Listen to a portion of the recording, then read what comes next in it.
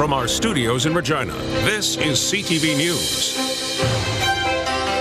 Good evening. There is a sense of optimism in Saskatchewan as Premier Scott Moe will be joining Prime Minister Mark Carney on a trip to China to talk tariffs and trade. As Sierra D'Souza Butts tells us, Saskatchewan producers we spoke to say it's important to rebuild international trade relations with countries other than the U.S. Since China imposed tariffs on agricultural products, producers across Saskatchewan continue to feel the impacts. We've seen our input costs have continued to rise, although maybe not as fast as they had been in the past, but they've continued to increase, and we're seeing our commodity prices decreasing. In response to Canada imposing a 100% tariff on electric vehicles and a 25% tariff on steel and aluminum from China, the country imposed tariffs on Canadian exports including canola, seafood, and pork. The ongoing trade dispute has caused uncertainty for those in the egg industry.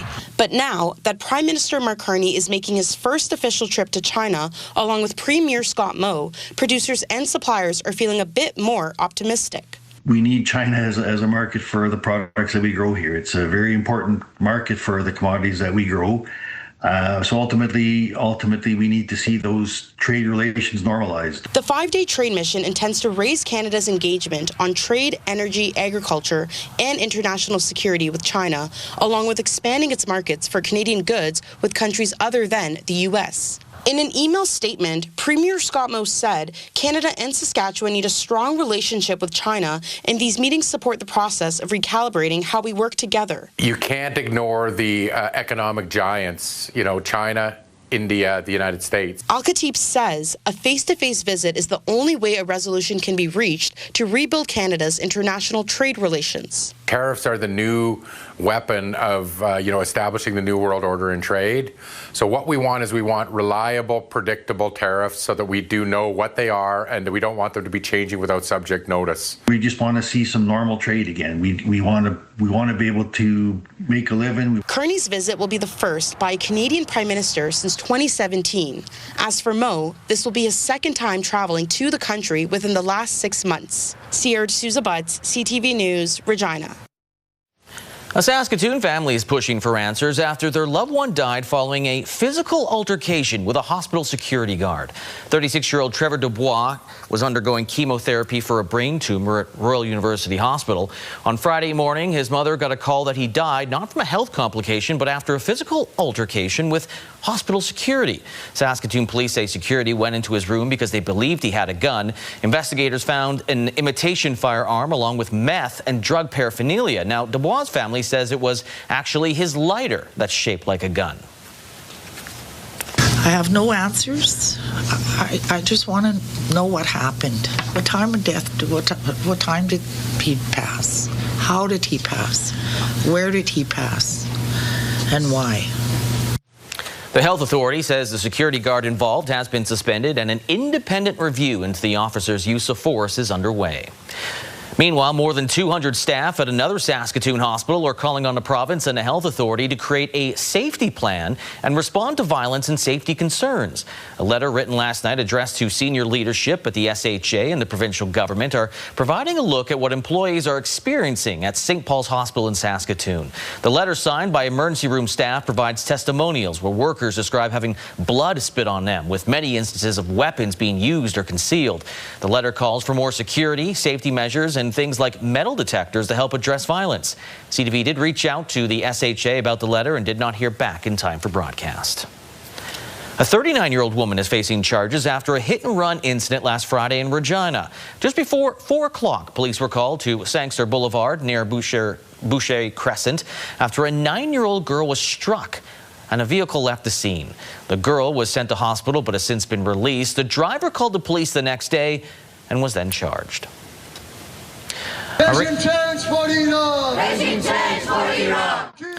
Iranian Canadians marched the Legislative Building in Regina on a weekend to make their voices heard. For the last week, protests have broken out all over Iran against the Islamic Republic that have been in power since 1979.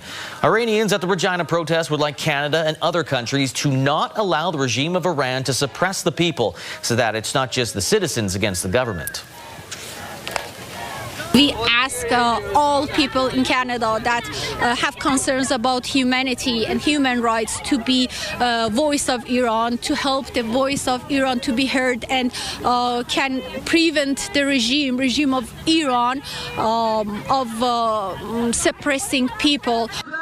It's believed about 200 people took part in the protest. A Regina Realtor is in some hot water with the Saskatchewan Real Estate Commission. Sean Kundra, who works as a realtor in Regina and Calgary, has been ordered to pay 2 separate fines by the Saskatchewan Real Estate Commission. This stems from Kundra offering to pay his account manager to tamper with multiple Google business profiles of competing real estate companies. As a result, his certificate of registration was suspended for a month, and he has been ordered to pay a total of $10,000 in fines.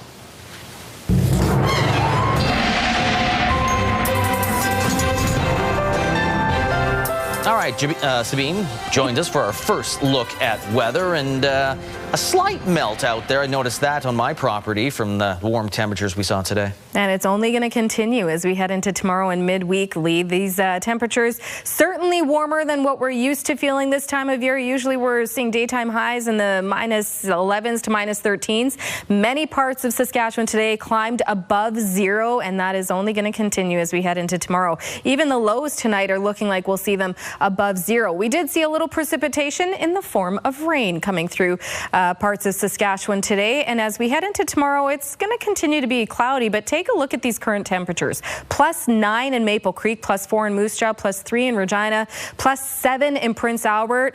And the wind chill is not playing a role in any of those temperatures today. So very nice temperatures. Like I said, the average usually around -11 to -13. Regina saw a warm up of +3 today, and we'll see similar temperatures tomorrow for Regina. But I'll have all the details coming up in your full forecast. Lee? Thank you, Sabine. A Regina catering company that offers training for people with cognitive differences has opened a restaurant. Munch Cafe is located alongside the Nest Health Center on 13th Avenue, part of the repurposing of the former YMCA building. Wayne Mantica has more.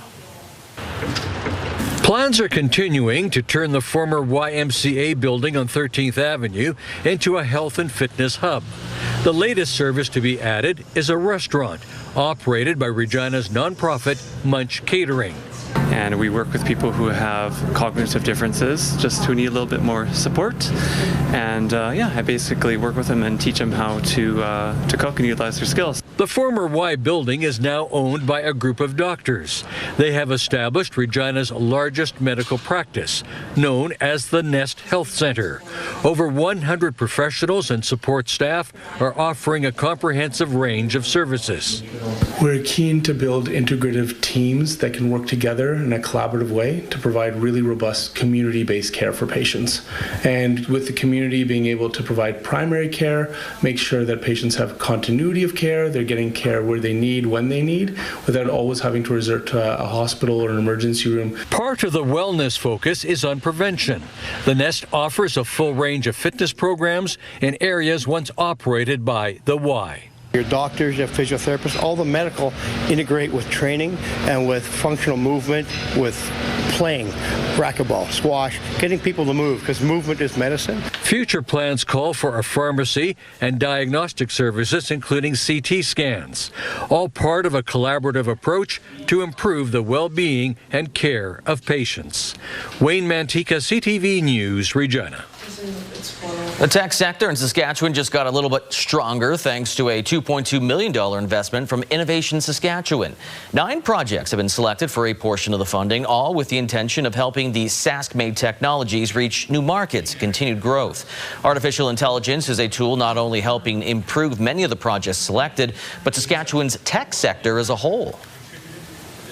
I'd say the tech sector that we've got here developing in the province certainly recognizes the value of AI, and has honestly been utilizing it for quite a while now, and that's where we see a lot of the growth and development that's coming, is their utilization of AI. And I'd say it's a very important criteria for us to be looking at in the future as well. An independent panel selected each recipient based on their business plan and how ready they are for commercialization. Rinks in the province are now eligible for an increase in funding. The provincial government is doubling funding for the Community Rink Affordability Grant, and recipients can receive $5,000 per rink. Now investing more than $3.2 million annually, government officials marked the occasion this morning at Saskatoon's ACT Arena. These rinks, as you all know, are so important to our communities. Whether it's sporting events or recreational activities, our local rinks are a place where people of all ages come together. Applications for the 2025-26 grants are now open and will remain open until February 27th.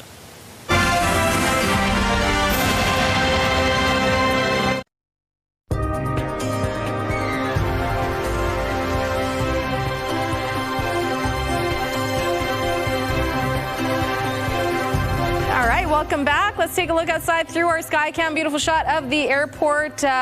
We still are collecting every day 1 or 2 minutes extra each day with daylight. So the sun is starting to set, or it's almost completely gone, but you know what I mean. Currently sitting at +3. Temperature still quite nice, above seasonal, with our average daytime high usually being about -11. +3 is the warmest we did get to in Regina. Winds picking up slowly, but still just under 20 kilometers an hour. The winds will play a big role this week. Besides the temperatures being above seasonal, we will see some very strong wind gusts throughout the week, and I'll show you that in your 7-day forecast.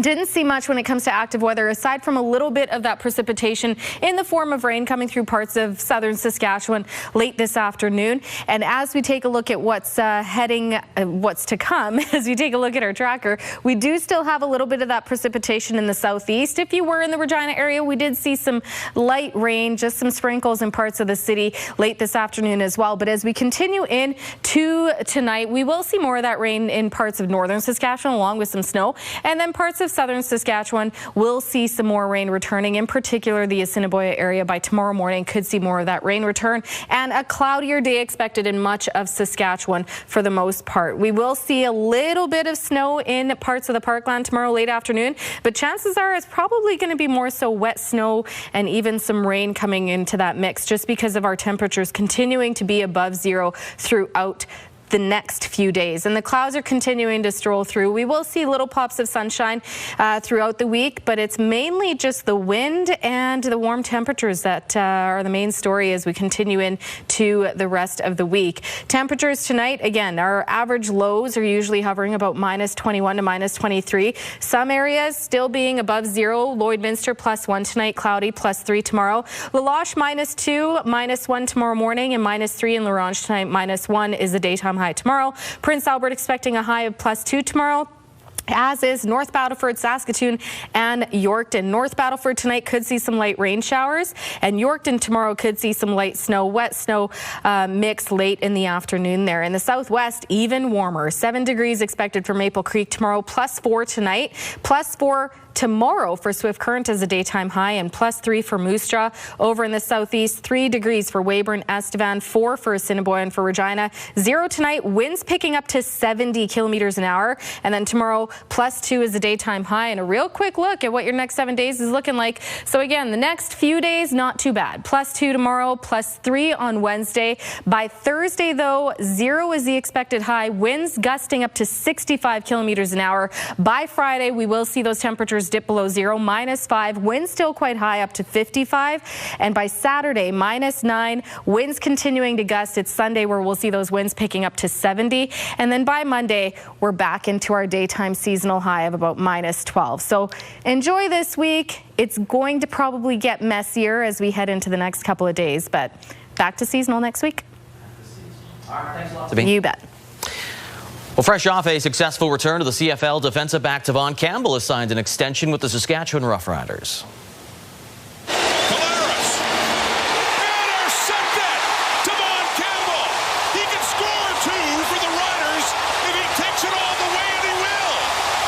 Last season, Campbell received all CFL honors with 6 interceptions, one of them going for a touchdown. Another, as you saw, coming off that Winnipeg convert, went for 2 points. In the Grey Cup game, Campbell had an interception and a crucial forced fumble on this Shea Patterson quarterback sneak to help lead the Riders to victory. The Riders now have all of their starting halfbacks and cornerbacks under contract for next season. Need a touchdown and a 2-point convert.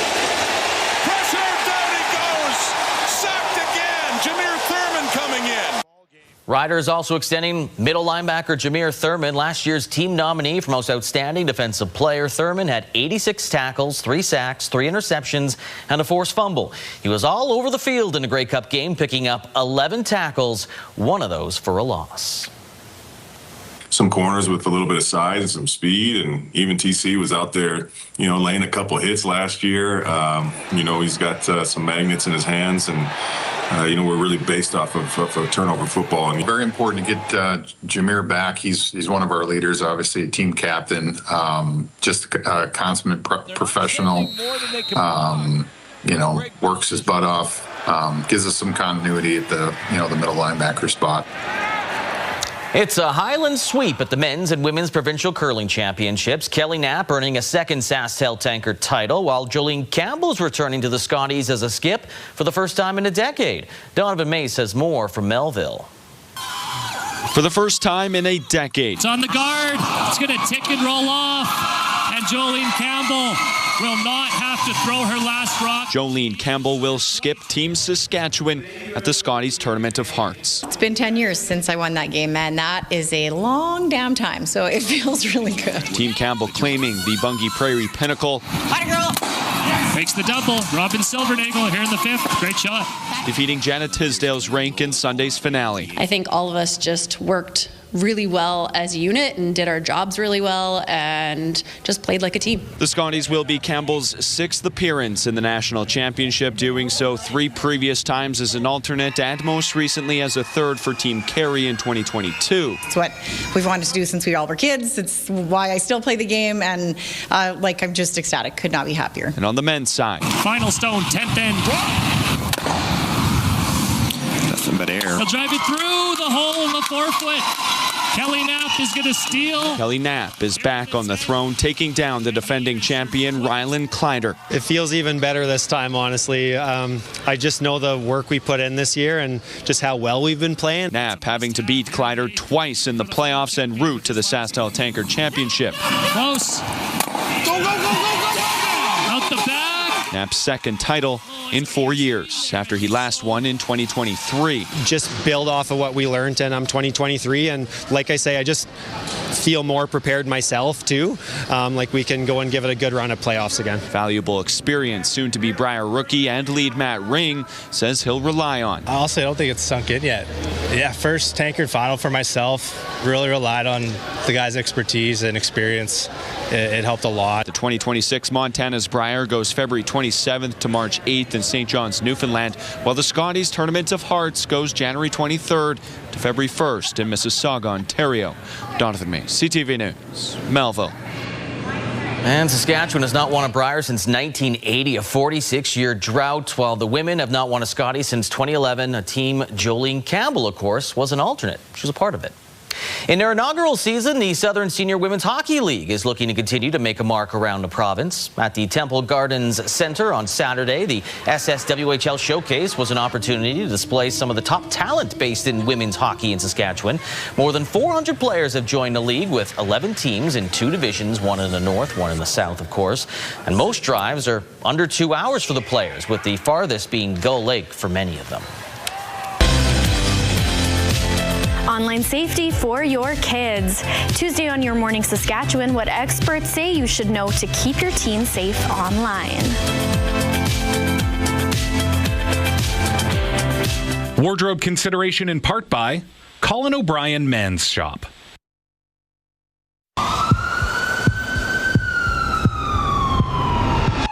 Regina police need your help to catch a serial shoplifter.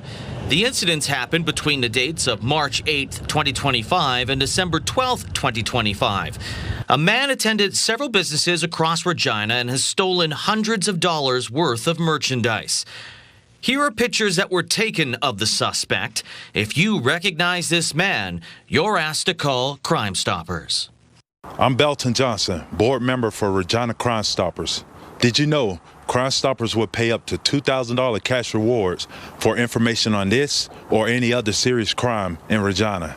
Callers do not have to identify themselves. Calls are not traced or recorded. In Regina, Saskatchewan, and Canada, call CrimeStoppers at 1-800-222-TIPS. That's 1-800-222-8255. 8477. You can also access our website at www.reginacrimestoppers.ca. Remember, our community suffers when you remain silent. Please report crime. Crime Stoppers is brought to you by Leak Audiology, helping you live well with better hearing. All right, welcome back. Let's take a look at your rural forecast heading into tomorrow. Story remains the same. We'll see a lot of those temperatures above seasonal, above zero, but a little bit more cloud cover continuing in many parts of the province, except for areas like Watrous, mainly sunny in, well, not mainly sunny, but a mix of sun and cloud for outlook, both expecting +2 as a high. Snow expected for Melfort +2, and snow also expected for Hudson Bay and Wynyard with a daytime high of +1, and 3 degrees for Lloydminster and Kindersley, all seeing a mix of sun and cloud there. When we get closer to the southern border, those temperatures only warm up even more. And then we also have some rain expected. Rockland, 4 degrees rain. Coronach rain and +6. And over in Maple Creek, a mix of sun and cloud, +7 in the southeast. A little cooler and a little snowier. +2 for Carlisle and Kenora, both expecting to see some light snow. A closer look at Carnduff, where internet speeds up to 1 gig are available through SaskTel. Down in the southeast, about 90 kilometers east of Estevan, 3 degrees is the expected high for Carnduff tomorrow, with mainly sunny conditions. However, the wind chill will be about -2, and into the evening, wind chill will drop to about -11.